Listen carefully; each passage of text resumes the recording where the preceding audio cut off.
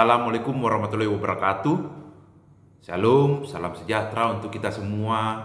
Namo Buddhaya, Om Swastiastu. Hanya pada kebajikan Tuhan berkenan. Wei-te Tung Tien.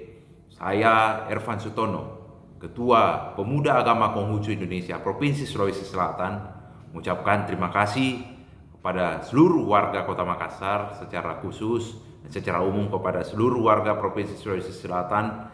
Kita telah bersama menjaga situasi kota kita, menjaga situasi provinsi kita dengan begitu kondusif, begitu aman.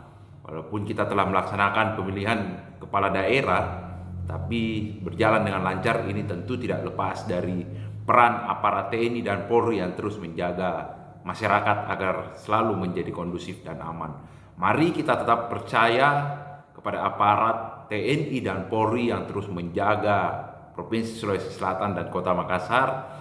Kita berdoa semoga wabah COVID-19 segera berlalu.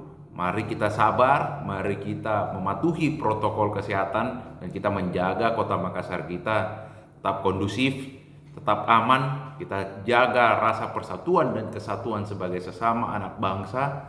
Jangan mudah terpercaya oleh hoax.